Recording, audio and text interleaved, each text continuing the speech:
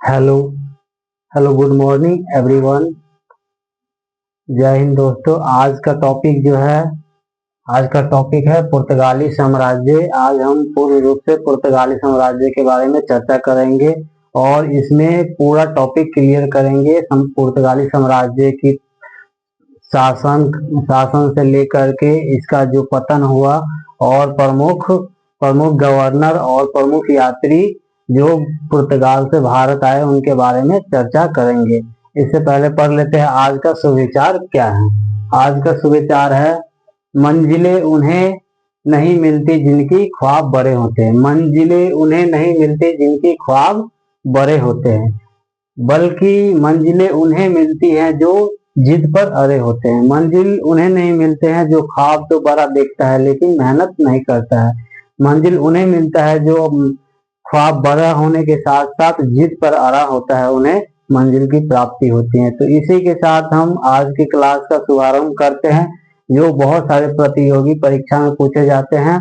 आधुनिक भारत का एक महत्वपूर्ण टॉपिक है पुर्तगाल का आगमन। भारत में पुर्तगाली साम्राज्य का आगमन। पुर्तगाली साम्राज्य का आगमन जो है भारत में 1498 एडी से लेकर 1961 एडी तक भारत में पुर्तगाली साम्राज्य के बारे में चर्चा किया गया है। तो आज हम मुख्य रूप से पुर्तगाली साम्राज्य के बारे में पढ़ेंगे।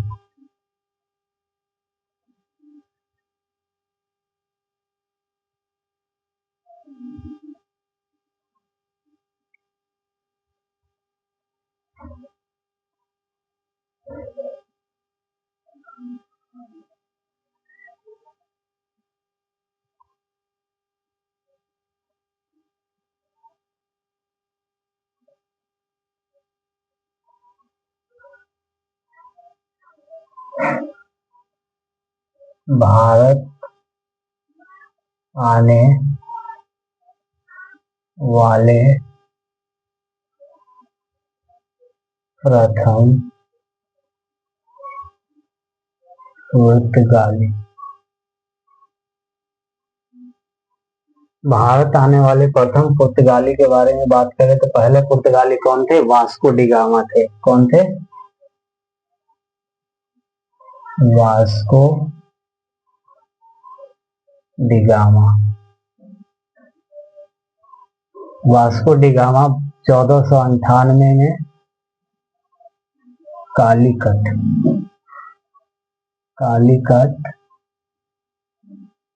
केरल पहुंचा। कालीकट केरल पहुंचा। यहाँ पे कालीकट का जो इस समय शासक था कौन था? जयमोरिन।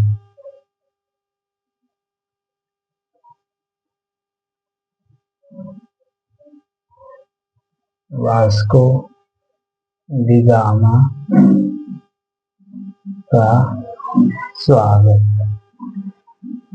वास्को डी गामा का स्वागत किसने किया था? जयमोरिन।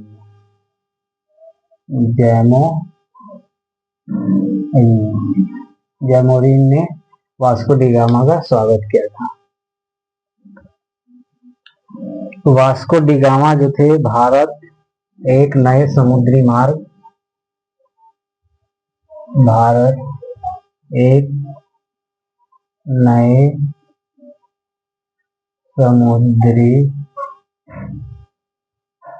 मार्ग कैप ऑफ गुड होप से भारत आए। वास्को डी गामा भारत के कैप ऑफ गुड होप से भारत आए थे। इसकी खोज जो थी, कैप ऑफ गुड होप की खोज, कैप ऑफ गुड होप की खोज। कैप ऑफ गुड होप की खोज किसने किया था? कैप ऑफ गुड होप की खोज बार्थोलोम्यू डियाज ने। बार्थोलोम्यू डियाज डियाज ने 1486 ईडी में किया था। 1486 ईडी में किया था। इस समय दिल्ली सल्तनत के शासक थे। इस समय दिल्ली सल्तनत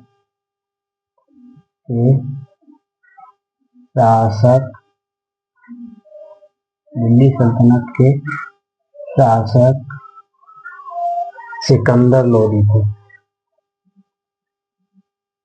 सिकंदर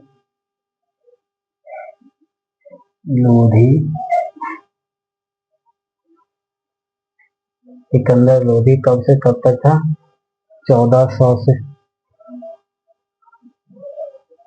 1489 से 1517 ईडी तक। तो मुख्य तौर पे हम पुर्तगाली साम्राज्य की बात करें तो पहले पुर्तगाली यात्री जो भारत आए थे, वास्को डी गामा भारत आए एक नए समुद्री मार्ग कैप ऑफ गुड होप होकर के वर्ष 1498 में कालीकट केरल के तट के पास पहुंचा था। इस समय कालीकट का जो शासक था जैमोरिन ने वास्को डी गामा का क्या किया? स्वागत किया।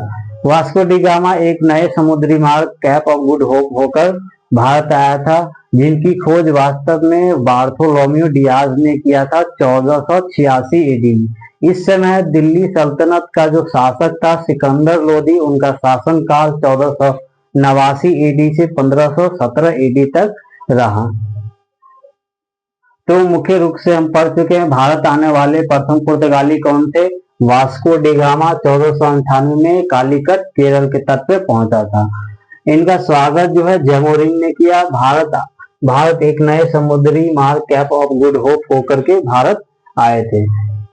कैप ऑफ गुड होप की खोज किसने किया था? बार्थोलोम्यू डियाज ने 1486 ईडी में खोज किया था। इस समय दिल्ली सल्तनत का जो शासक था सिकंदर लोदी था। इस समय दिल्ली सल्तनत का शासक कौन था? सिकंदर लोदी था। आगे हम चर्चा करते हैं कि वास्को डी गामा भारत क्यों आए।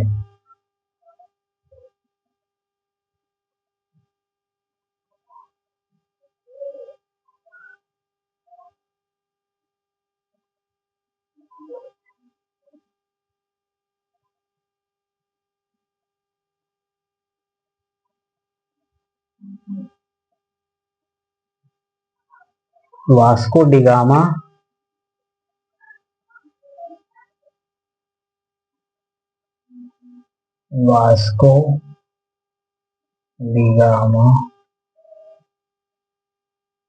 का भारत आगमन का कारण। वास्को डी गामा वास्तव में भारत क्यों आए, इसके बारे में भी हमें जानना बहुत आवश्यक है, क्योंकि इससे पता चलेगा कि भारत पुर्तगाली साम्राज्य का आगमन किस प्रकार से हुआ और क्यों हुआ। तो भारत आने वाले पहले पुर्तगाली यात्री वास्को डी गामा जो भारत आए थे, मुख्य रूप से पुर्तगाल में जो था मसाले के क्या थी? बहुत अत्यधिक मांग थी। तो इसी को लेकर के वहां से वास्को डी गामा भारत के एक नए समुद्री मार्ग कैप ऑफ गुड होप होकर के भारत आए थे मसाले के व्यापार के लिए। मसाले के व्यापार हेतु भारत आगमन। इन मसाले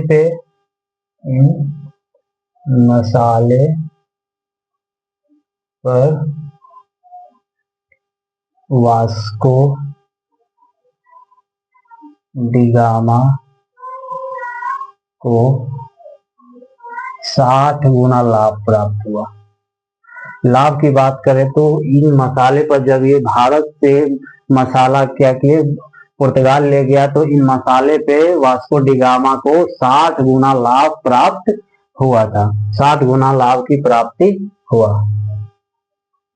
इसके पश्चात बहुत सारे पुर्तगाली यात्री जो हुए भारत के व्यापार की ओर अग्रसर हुए और भारत के तरफ उनका आगमन हुआ। जैसे कि इन्हीं के समय में वर्ष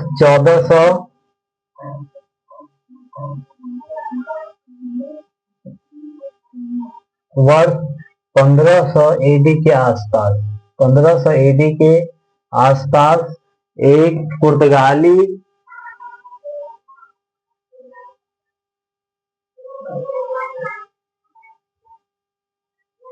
दूसरा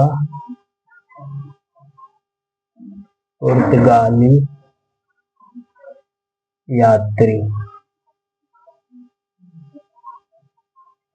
का आगमन दूसरा पुर्तगाली का आगमन। दूसरे पुर्तगाली कौन थे? पेड्रोस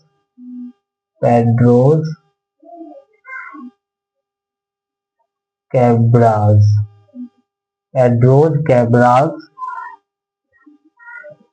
1500 एडी में।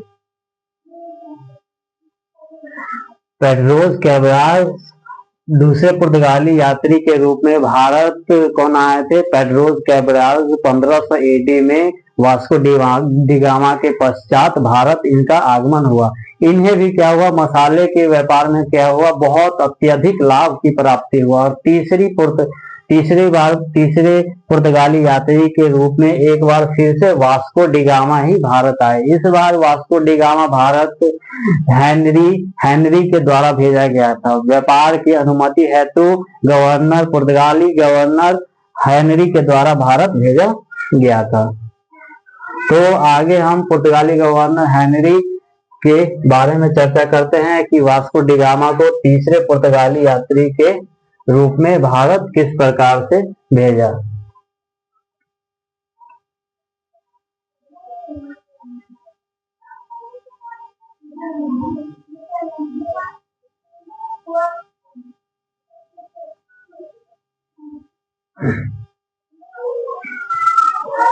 भारत आने वाले तीसरा पुर्तगाली, भारत आने वाले तीसरा पुर्तगाली यात्री। भारत आने वाले तीसरे पुर्तगाली यात्री के बारे में बातें करें तो वर्ष 1502 एडी में एक बार फिर Vasco da Gama Bharat Henry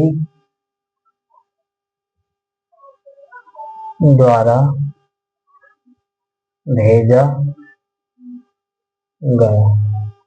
इस बार भेजा क्यों गया था? इस बार भारत में व्यापार की अनुमति है, व्यापार की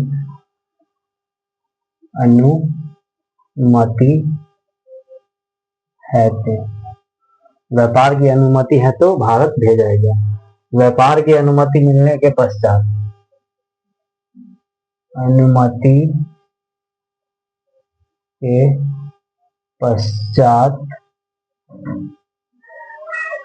पहला कारखाना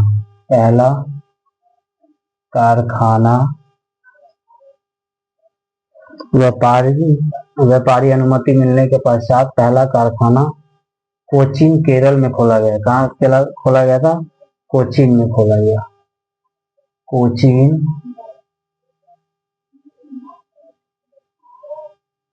केरल।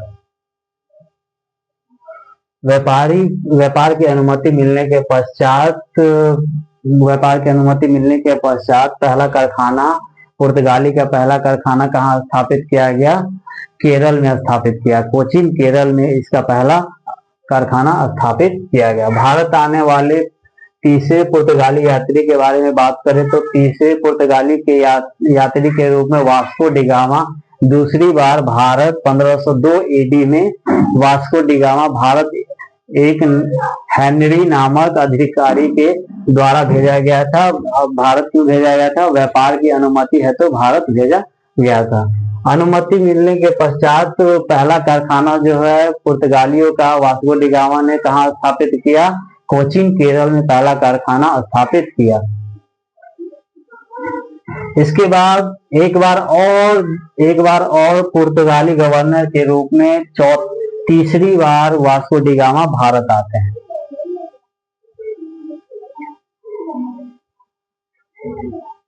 तीसरी बार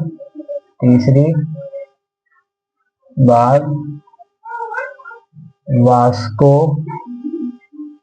डी गामा भारत एक गुजराती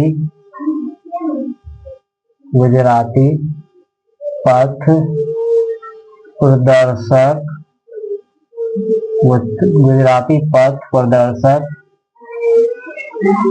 अब्दुल मानिक की सहायता से भारत 1524 एडी में आया। तीसरी बार भारत वास्को डी गामा चौथा वैसा व्यक्ति जो भारत आए थे पुर्तगाली यात्री के रूप में आए थे। कौन आए थे? वास्को डी गामा ही आए थे तीसरी बार। इस बार पुर्तगाली यात्री के रूप में वास्को डी गामा भारत एक गुजराती पथ प्रदर्शक अब्दुल मानिक की सहायता से भारत के कालीकट के तट पे पहुंचा था। 1524 एडी में, और इनका मृत्यु जो हो गया 1524 एडी में कोचीन में हो गया मृत्यु। इस बार इनका मृत्यु जो हो गया 1524 में हो गया था। कब हुआ था? 1524 एडी में, 24 एडी कोचीन में। और ये पुर्तगालियों का अंतिम यात्री था जो भारत आया। अंतिम पुर्तगाली यात्री जो भारत आए थे वास्को डी गामा तीसरी बार भारत आए 1524 में एक गुजराती पथ प्रदर्शक अब्दुल मानिक के सहायता से कालीकट के तट पे पहुंचा था। इस बार 1524 में वास्को डी गामा का यहीं भारत में कोचीन, केरल में इनकी क्या हो गई? मृत्यु हो गई। इसके पश्चात भारत कई अन्य पुर्तगाली गवर्नर के रूप में भारत आए। भारत आने वाले प्रमुख पुर्तगाली गवर्नर के बारे में हम आगे चर्चा करेंगे। मुख्य तौर पे पुर्तगाली के गवर्नर के बारे में चर्चा करेंगे जो भारत आए थे। तो आगे हम इनके बारे में चर्चा करते हैं। इससे पहले आप लोग नोट कर सकते हैं जब तक।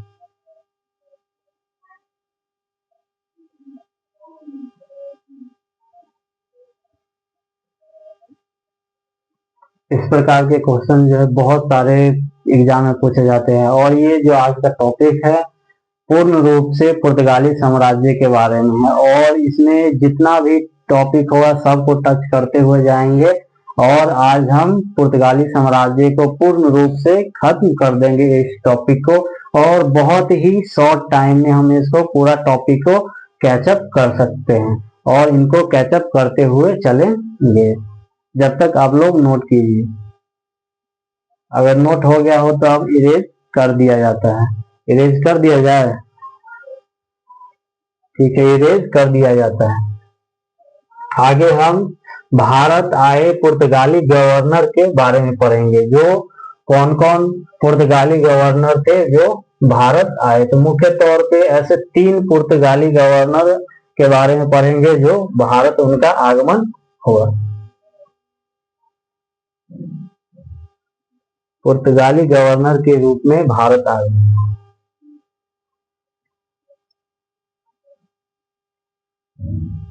पुर्तगाली गवर्नर के रूप में गवर्नर का आगमन भारत आगमन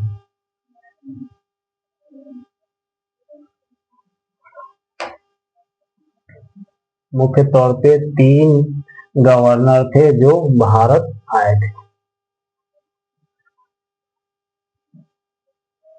क्योंकि पहले गवर्नर का ही पद होता। तो पहले पुर्तगाली गवर्नर के रूप में जो भारत आए थे,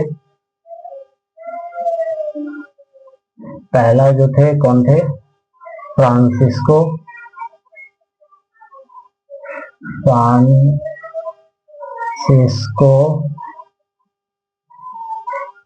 डी अल्मेडा। इनका जो शासनकाल जो रहा था, शासनकाल 1503 से लेकर के 1509 एडी तक, 1509 एडी तक इनका शासनकाल रहा। दूसरे पुर्तगाली गवर्नर के रूप में भारत आए थे अल्फोंसो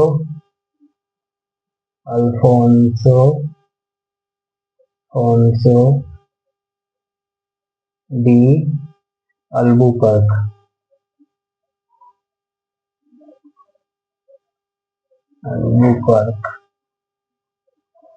इनका जो शासन काल था 1509 एडी से लेकर के 1515 एडी तक चला।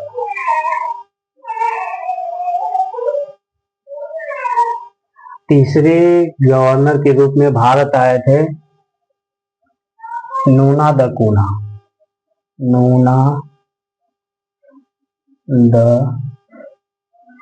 कूना। इनका शासनकाल जो था, इनका शासनकाल 1529 से लेकर के 1538 एडी तक इनका शासनकाल रहा। और नूना द कूना जो थे पुर्तगाली साम्राज्य का अंतिम गवर्नर और अंतिम शासक था। और इसके पश्चात क्या हुआ? पुर्तगाली साम्राज्य का क्या हो गया? पतन शुरू होना हो गया। तो पुर्तगाली साम्राज्य के गवर्नर के बारे में पढ़ते हैं। मुख्य रूप से पुर्तगाली साम्राज्य के 3 गवर्नर भारत आए थे। पहले आए थे फ्रांसिस्को डी अल्मेडा। इनका जो शासन काल रहा 1503 एडी से लेकर के 1509 एडी तक रहा। इसके पश्चात फ्रांसिस्को डी अल्मेडा के पश्चात भारत आए अल्फोंसो डी अल्बुकर्क। इनका शासन काल जो रहा एक जहाजी बेड़े के रूप में, नायक के रूप में भारत आया था। और इनका जो शासन काल रहा 1509 एडी से लेकर 1515 एडी तक रहा। इसके पश्चात अंतिम और तीसरे गवर्नर के रूप में, पुर्तगाली गवर्नर के रूप में नूना द कूना आए। ये पुर्तगाली साम्राज्य का अंतिम शासक और गवर्नर था। इनके पश्चात पुर्तगाली साम्राज्य का पतन होना शुरू हो गया था, प्रारंभ हो गया था। तो आज आगे हम इनके बारे में एक्सप्लेनेशन के साथ पढ़ते हैं और चर्चा करते हैं topic wise. Francisco de Almeida, Alfonso de Albuquerque और नूना द कूना के बारे में हम टॉपिक वाइज पढ़ते हैं। तो अगर आप लोग नोट कर लिए हो तो इसको इरेज कर दिया जाए।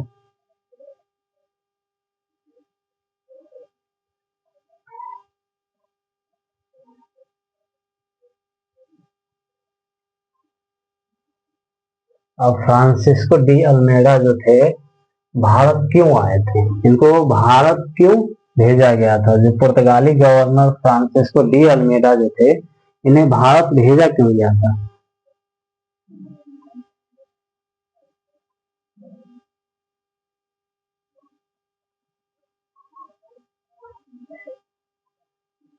फ्रांसिस्को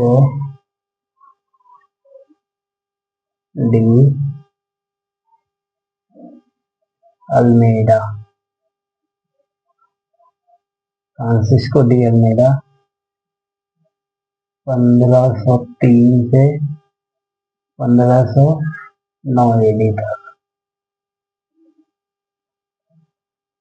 1503 से लेकर के 1509 AD तक इनका शासनकाल रहा। ठीक है, तो इनके बारे में हम चर्चा करते हैं। ठीक है, बिंदु वाइज हम इसके बारे में चर्चा करते हैं।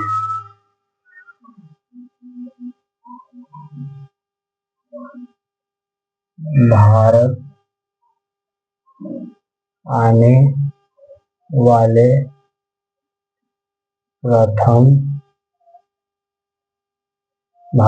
वाले प्रथम पुर्तगाली गवर्नर थे। इन्हें भारत में भेजा गया था। भारत इसलिए भेजा गया था, भारत व्यापार का संरक्षण हेतु भारत आ गए। इन्होंने पहला कारखाना जो है, पुर्तगालियों का दूसरा कारखाना कन्नूर केरल में खोला। कहाँ खोला था? कन्नूर में। कन्नूर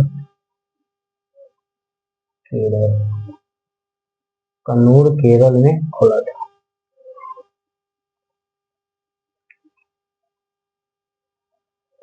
पुर्तगाली साम्राज्य को संरक्षण देने के लिए, पुर्तगाली साम्राज्य को संरक्षण देने के लिए ब्लू वाटर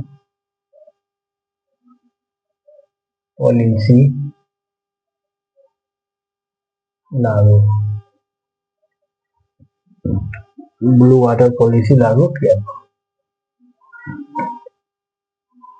1508 में अल्मेडा और प्रतिद्वंदी गठबंधन के बीच युद्ध हुआ। इस युद्ध में अल्मेडा का पुत्र मारा गया। पुनः 1509 में अल्मेडा और संयुक्त सेन के बीच युद्ध हुआ। इस युद्ध में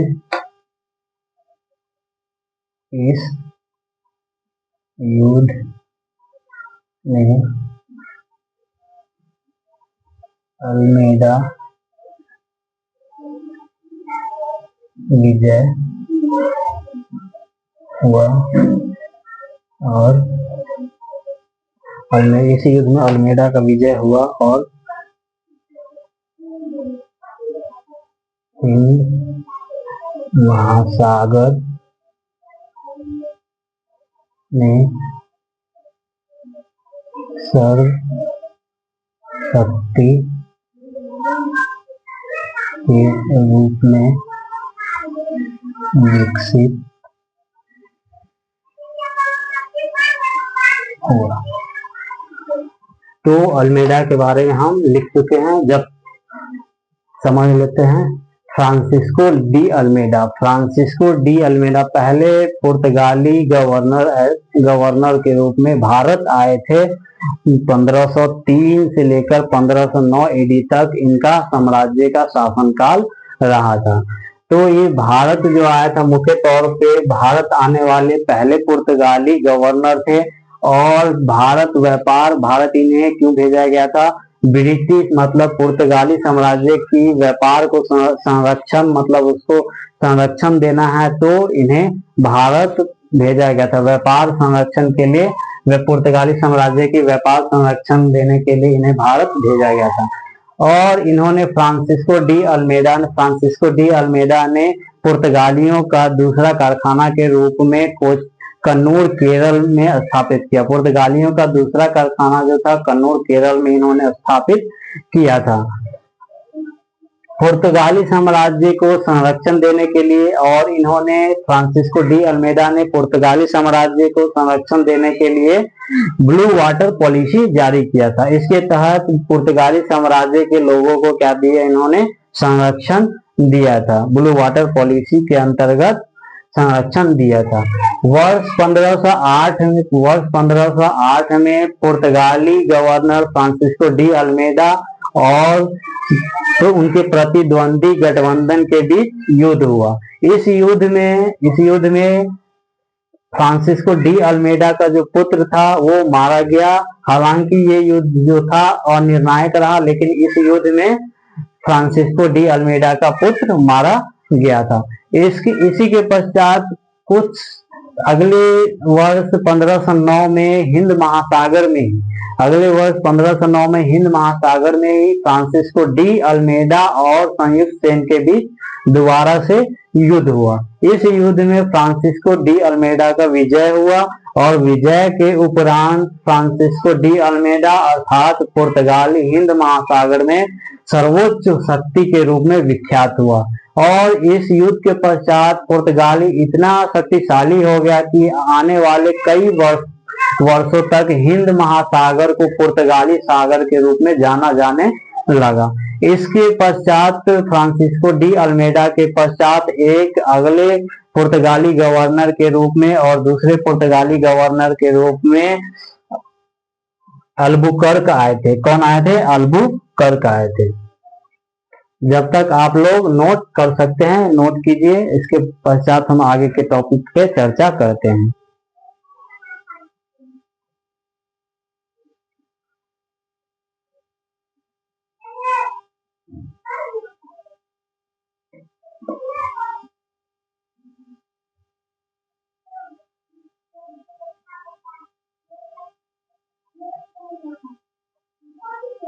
अगर आप लोग नोट कर लिए होंगे तो आगे के बारे में हम चर्चा करते हैं। अल्फोंसो डी अल्बुकर्क के बारे में चर्चा करते हैं। तो इरेज कर दिया जाए।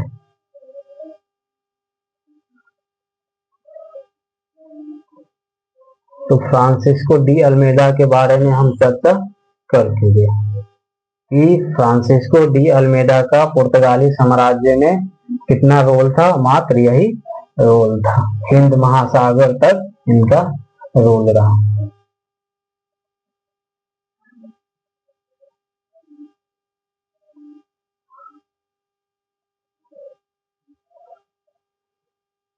अब हम दूसरे पुर्तगाली यात्री जो पुर्तगाली गवर्नर जो भारत आए, कौन थे? Alfonso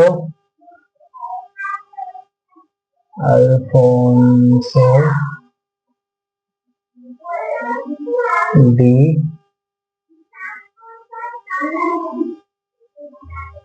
Albuquerque. Alfonso de Albuquerque, इनका जो शासन काल था 1509 से लेकर के 1515 ईडी।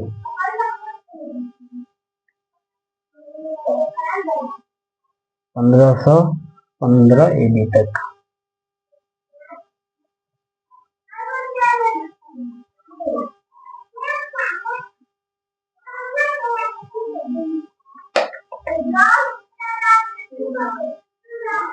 तो पॉइंट वाइज हम इसके बारे में चर्चा करते हैं।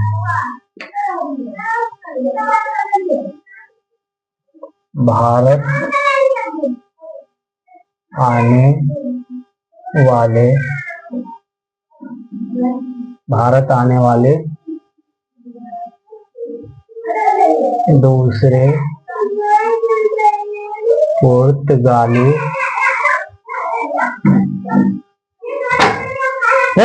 हल्ला कला करे छे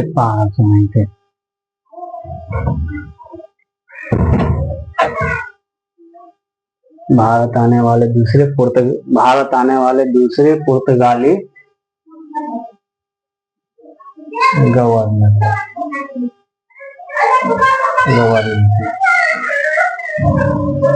1503 में भारत एक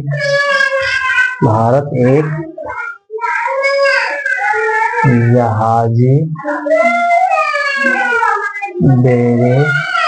बेड़े के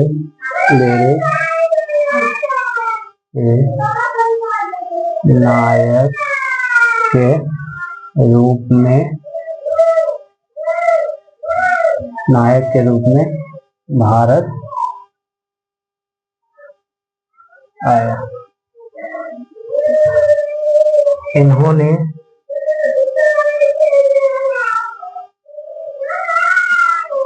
किला दुर्ग की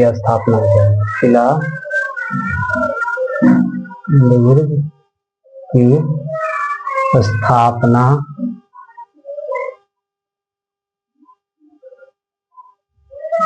किया था कोचीन में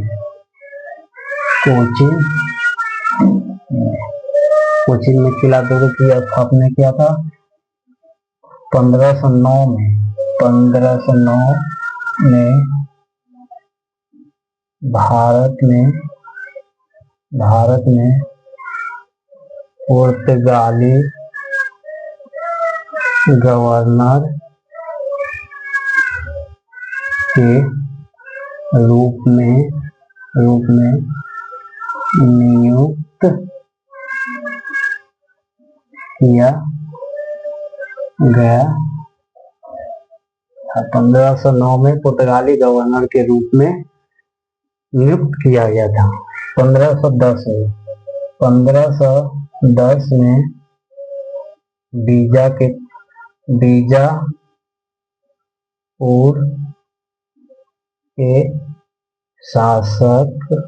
बीजापुर के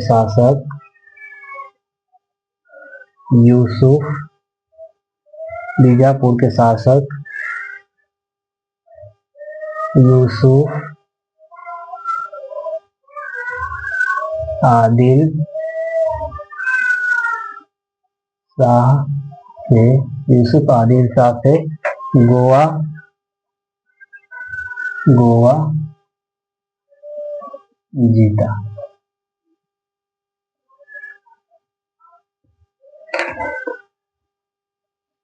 1515 में होमोर्ज बंदरगाह जीता।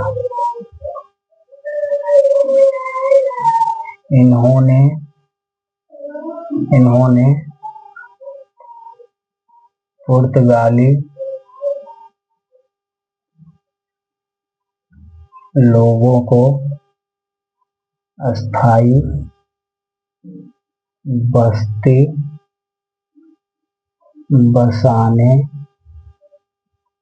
तथा भारतीय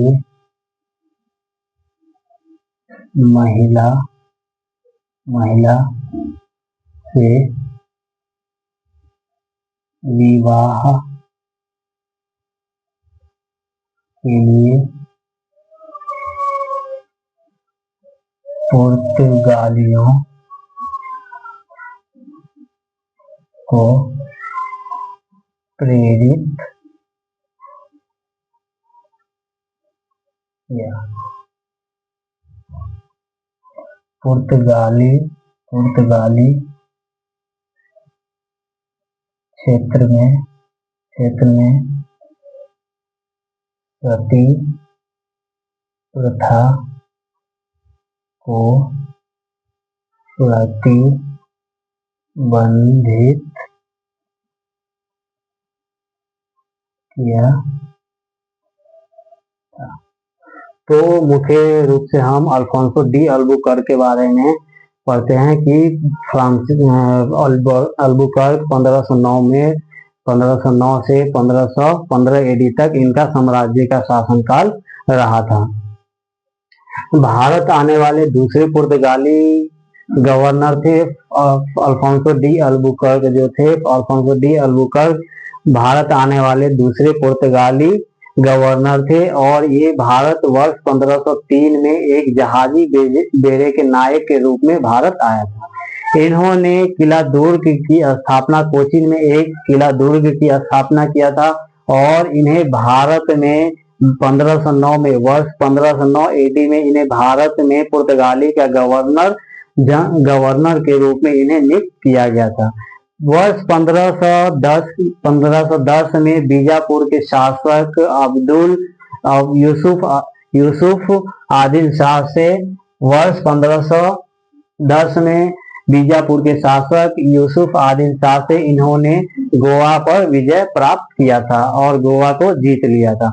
1515 में होमोर्ज का बंदरगाह भी जीता। वर्ष 1515 में होमोर्ज का बंदरगाह भी जीता था।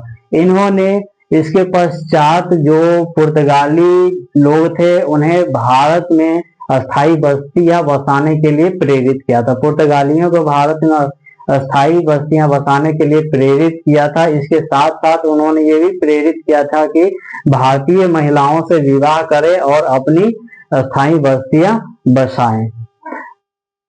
इसके पश्चात इन्होंने पुर्तगाली वाले क्षेत्र में अल्फोंसो डी अल्बुकर्क ने पुर्तगाली वाला जो क्षेत्र था उसमें सती प्रथा को प्रतिबंधित किया था।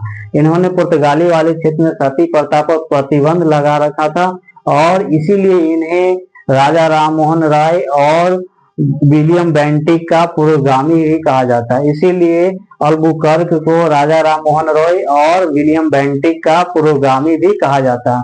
इन्हीं के शासन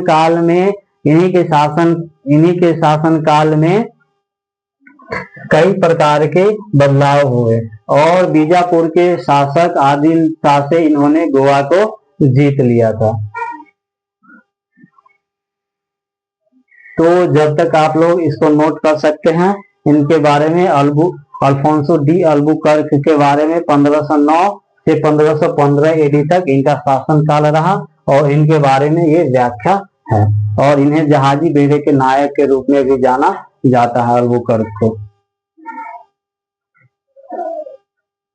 जब तक आप लोग नोट कीजिए।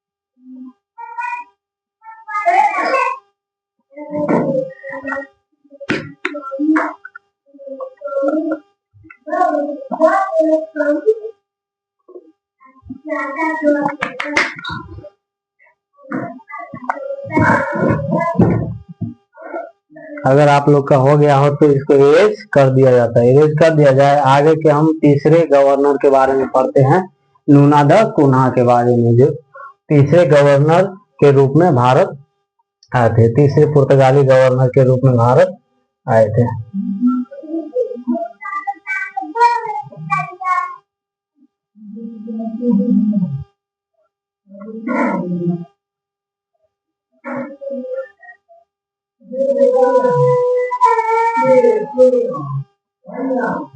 तो तीसरे पुर्तगाली गवर्नर के बारे में हम चर्चा करते हैं,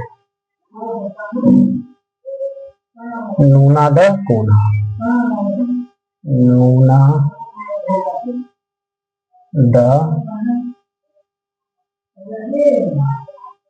कुन्हा, नुना द कुन्हा का शासनकाल जो था 1529 से लेकर 1538 AD तक इनका शासनकाल रहा था। नूना दकुन्हा का जो शासनकाल रहा था 1529 से लेकर के 1538 AD तक रहा था। इनके बारे में भी हम पॉइंट वाइज चर्चा करते हैं। ये भारत आने वाले तीसरे गवर्नर और अंतिम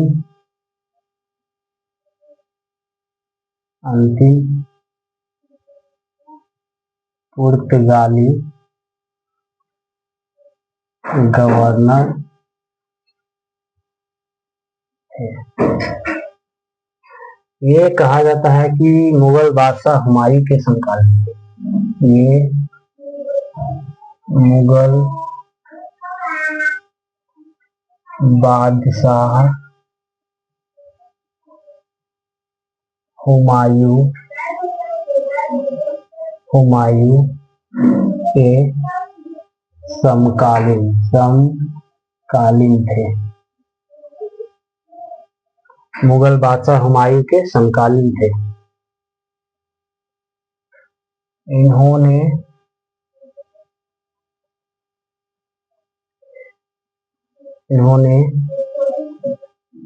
वर्ष 1530 में गोवा को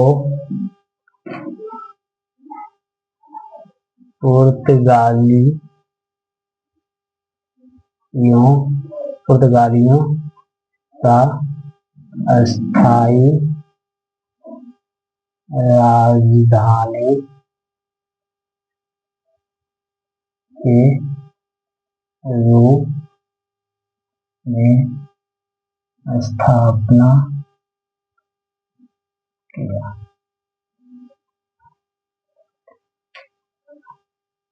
इसके पश्चात इन्होंने हुमायूं 1535 में हुमायूं और बहादुर शाह के बीच संघर्ष का लाभ उठाते हुए दमन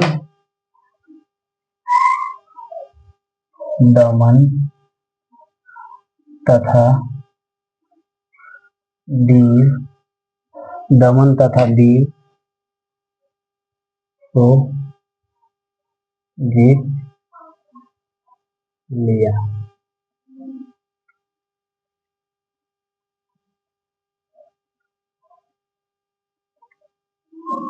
वर्ष 1580 में पुर्तगाली का विलय स्पेन में हो गया।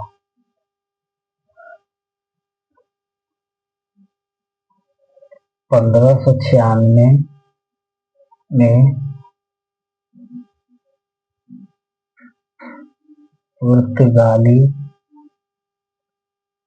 और डच के बीच युद्ध हुआ और डच विजय हुआ। तो नूना द कुना का जो शासन काल था, ये भारत आने वाले तीसरे पुर्तगाली गवर्नर थे जो भारत आए थे। इनका जो शासन काल था 1529 एडी से लेकर 1538 एडी तक रहा। ये भारत आने वाले तीसरे पुर्तगाली गवर्नर और अंतिम पुर्तगाली शासक भी था। कहा जाता है कि ये मुगल बादशाह हुमायूं का, नूना द कुना जो थे हुमायूं का समकालीन थे। इन्होंने 1530 में गोवा को पुर्तगाली का अस्थायी राजधानी के रूप में स्थापित किया था। गोवा को पुर्तगाली का अस्थायी राजधानी के रूप में इन्होंने 1530 में स्थापित किया था। वर्ष 1535 में कहा जाता है कि वर्ष 1535 में इन्होंने हुमायूं और बहादुर शाह के बीच संघर्ष का लाभ उठाते हुए वर्ष 1535 में हुमायूं और बहादुर शाह के बीच संघर्ष का लाभ उठाते हुए इन्होंने दमन और दीव को जीत लिया था। संघर्ष के लाभ उठाते हुए दमन और दीव को जीत लिया था। इसके पश्चात क्या हुआ, पुर्तगाली साम्राज्य का विलय होना शुरू हो गया था और 1580 तक आते आते वर्ष 1580 में पुर्तगाली का विलय कहाँ हो गया था? पुर्तगाली का विलय 1580 में स्पेन में हो गया। पुर्तगाली का विलय जो हो गया स्पेन में हो गया। 1596 में, वर्ष 1596 एडी में पुर्तगाली का अब सामना युद्ध में हो गया डच के साथ। इस युद्ध में पुर्तगाली और डच के बीच जो युद्ध हुआ, इस निर्णायक युद्ध में डच का विजय हुआ। इस डच के युद्ध के पश्चात पुर्तगाली और बहुत ज्यादा कमजोर पड़ गया था और धीरे धीरे बहुत ही इनकी स्थिति नाजुक होने लगा। आगे हम इनके बारे में चर्चा करेंगे, राजनीतिक विवाह और ब्रिटिश साम्राज्य। राजनीतिक विवाह और ब्रिटिश साम्राज्य और पुर्तगाली के बारे में हम चर्चा करेंगे। जब तक आप एक टॉपिक नोट कर सकते हैं नूना द कुना के बारे में।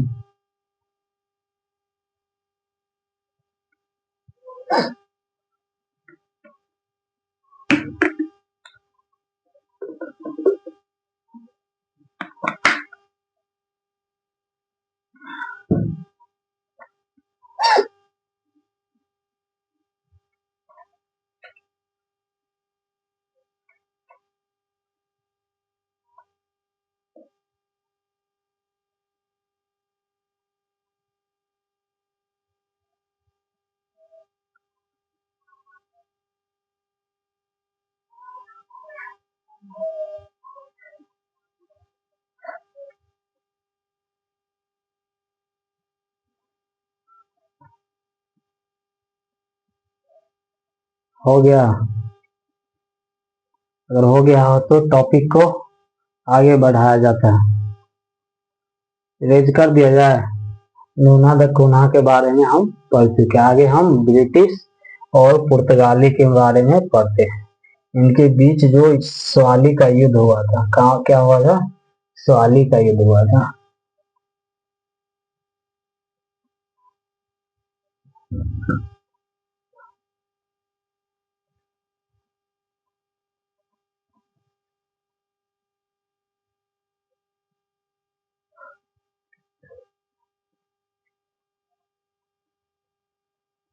पुर्तगाली और ब्रिटिश के मध्य, पुर्तगाली और ब्रिटिश के मध्य स्वाली का युद्ध हुआ।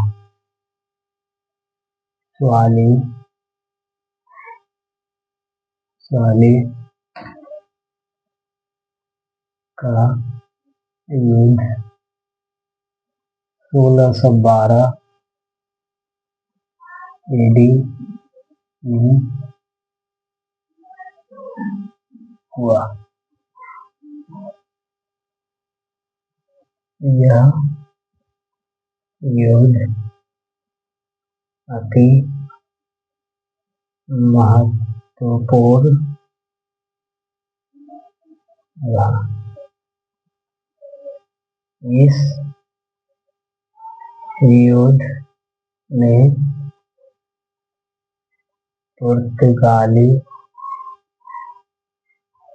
का पराजय हुआ। इस युद्ध में पुर्तगाली का पराजय हुआ। अब राजनीतिक विवाद, इस युद्ध के पश्चात राजनीतिक विवाद।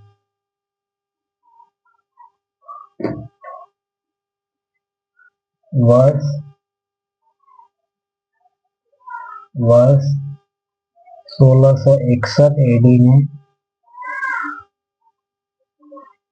राजनीतिक विवाह हुआ। वर्ष 1661 में राजनीतिक विवाह हुआ। पुर्तगाली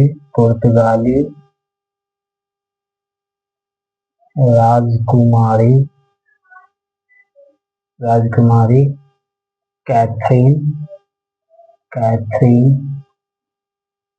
कैथरीन और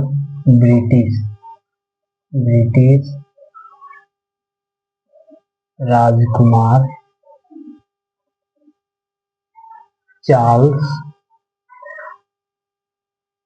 सेकेंड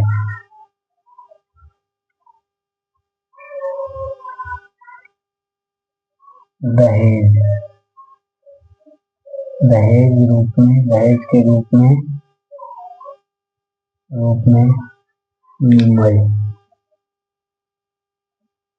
मुंबई।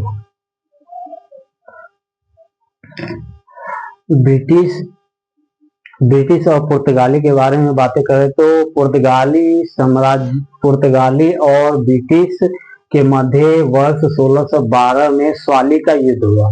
ये युद्ध जो था बहुत अत्यधिक निर्णायक था और इस युद्ध के पश्चात पुर्तगाली पूरे रूप से टूट चुका था और बहुत ही कमजोर पड़ चुका था।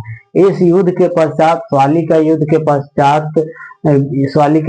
पश्चात पुर्तगाली के बीच क्या हुआ, राजनीतिक विवाह हुआ। इस युद्ध के पश्चात 1661 एडी में राजनीतिक विवाह हुआ और यह विवाह पुर्तगाली राजकुमारी कैथरीन और ब्रिटिश राजकुमार चार्ल्स द्वितीय के बीच हुआ था।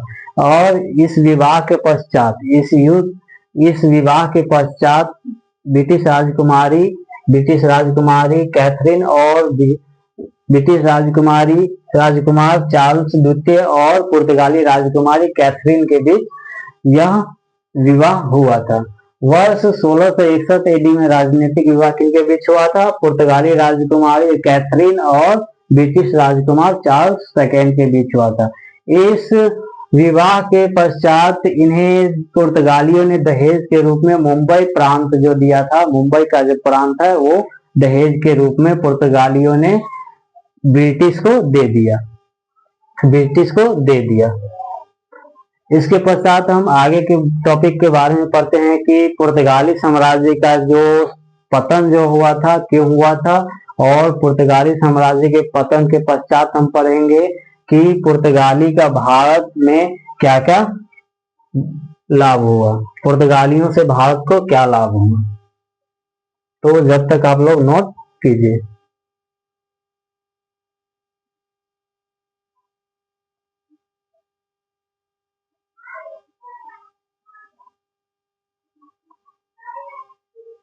तो इरेज कर दिया जाए, इरेज कर दिया जाता है अगर नोट कर लिया हो तो पुर्तगाली साम्राज्य के पतन के बारे में पढ़ते हैं कि पुर्तगाली साम्राज्य के पतन का आखिर कारण क्या था जो पुर्तगाली साम्राज्य का पतन होने लगा।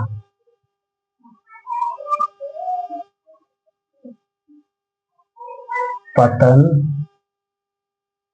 का कारण, पतन का आखिर कारण क्या था। तो पहला कारण की बातें करें तो पहला कारण उत्तराधिकारी क्या था, बेहद कमजोर था। उत्तराधिकारी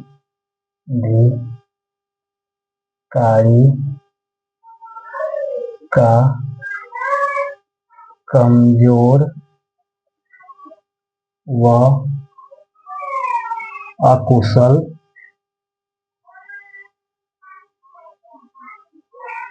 होना, उत्तराधिकारी का कमजोर और अकुशल होना। दूसरा कारण,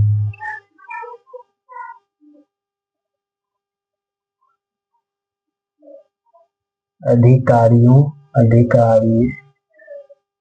का वेतन कम,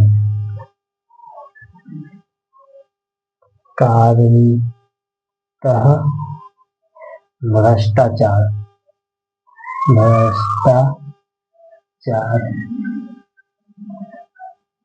प्रारंभ।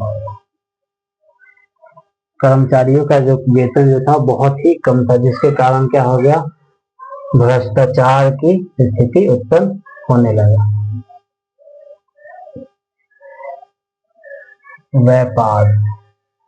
व्यापार सीमित, इनका जो पुर्तगाली का व्यापार था तट तक सीमित रह गया, ये जो थे तट तक सीमित रहे।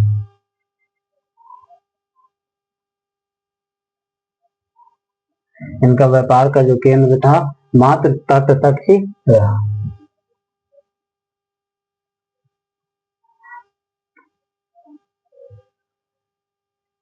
नए व्यापार के में नया स्थान का खोज।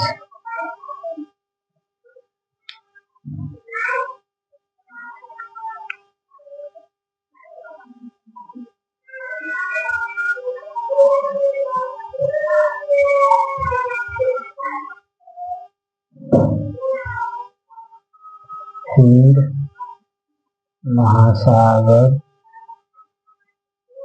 में लूट आरंभ। तो पुर्तगालियों के पतन का प्रमुख 5 कारण कौन कौन से हैं? अगर पूछा जाएगा कि पुर्तगाली का पतन हुआ, इसका प्रमुख कारण क्या क्या है, तो पहला कारण क्या बताएंगे कि उत्तराधिकारी का कमजोर होना और अकुशल होना। पुर्तगाली साम्राज्य का जो उत्तराधिकार था बेहद ही कमजोर था और अकुशल थे। अगला कारण क्या, अधिकारी का वेतन कम, अधिकारी का जो उसमें काम करने वाले अधिकारी था उनका वेतन जो था बहुत कम था, जिसके कारण क्या हो गया, भ्रष्टाचार की स्थिति उत्पन्न हो गई और इसमें भ्रष्टाचार होना प्रारंभ हो गया। और तीसरा कारण की बात करें तो तीसरा कारण था व्यापार सीमित था। इनका जो पुर्तगाली का व्यापार का केंद्र था मात्र भारत में तटीय क्षेत्र तक सीमित रह गया था, भारत में तटीय क्षेत्र तक सीमित रहा। अगला कारण, नए व्यापार के रूप में दूसरे स्थान को क्या कर लिया था, खोज कर चुका था कि नया व्यापारी कोठी के रूप में कहाँ जाना है। अगली कारण, पांचवा कारण की बात करें तो हिंद महासागर में क्या हो गया था, लूटपाट की स्थिति उत्पन्न हो गया और हिंद महासागर में लूटपाट होना आरंभ हो गया। अब हम आगे के बारे में पढ़ते हैं कि पुर्तगाली से हम लोगों को लाभ क्या हुआ, भारतीयों को लाभ क्या हुआ पुर्तगाली का, आखिर भारत से पुर्तगालियों ने भारत में क्या क्या किया। तो जब तक आप लोग नोट कीजिए कि कारण क्या है पुर्तगाली साम्राज्य के पतन का।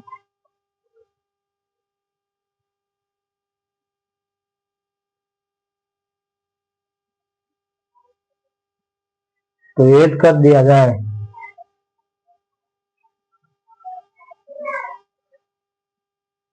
आगे हम पढ़ते हैं पुर्तगाली से लाभ, भारतीयों को लाभ।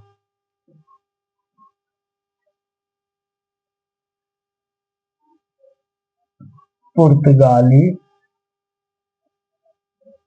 से भारतीयों को लाभ, पुर्तगाली से भारतीयों को लाभ, ठीक है।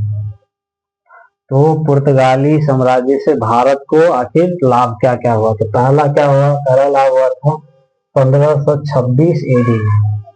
1526 एडी में भारत में पहला प्रिंटिंग प्रेस की स्थापना गोवा में किया। ठीक है। दूसरी लाभ की बात करें तो दूसरा लाभ फसल प्रारंभ किया था। फसल की शुरुआत, प्रारंभ। फसल में कौन सा फसल? तंबाकू हो गया, तंबाकू हो गया, पाइनएप्पल हो गया, पाइनएप्पल, आलू हो गया आदि। तीसरी बात करें तो तीसरा लाभ क्या हुआ भारतीय को? तीसरा लाभ हुआ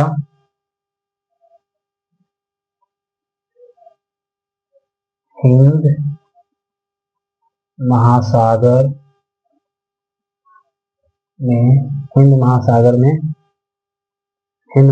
में क्या हुआ था? कार्टेज व्यवस्था लागू। कार्टेज व्यवस्था लागू। तो पुर्तगाली से भारतीयों को क्या क्या लाभ हुआ? पहला लाभ ये हुआ कि वर्ष 1526 ईडी में पुर्तगालियों ने भारत में पहला प्रिंटिंग प्रेस की स्थापना गोवा में किया था। इसके पश्चात इन्होंने फसल का उत्पादन किया, फसल के रूप में जैसे हो गया तंबाकू का फसल उगाना, आलू का फसल उगाना, पाइनएप्पल और बहुत सारे ऐसे फसल का प्रारंभ शुरू किया था। तीसरी बात करेंगे तो तीसरा लाभ क्या हुआ? हिंद महासागर में इन्होंने पुर्तगालियों ने कार्टेज व्यवस्था शुरू किया था। हिंद महासागर में कार्टेज व्यवस्था शुरू किया था। तो पुर्तगालियों से प्रमुख रूप से ये हमें लाभ प्राप्ति हुआ। यहीं पे पुर्तगाली साम्राज्य की टॉपिक जो है समाप्त होते हैं और पुर्तगाली साम्राज्य के बारे में पूर्ण रूप से पढ़ चुके हैं। जितने भी टॉपिक था कि कारण क्या था, किनसे युद्ध हुआ, क्या हुआ, इनके पूरे टॉपिक के बारे में हम लोग ने चर्चा कर लिया है।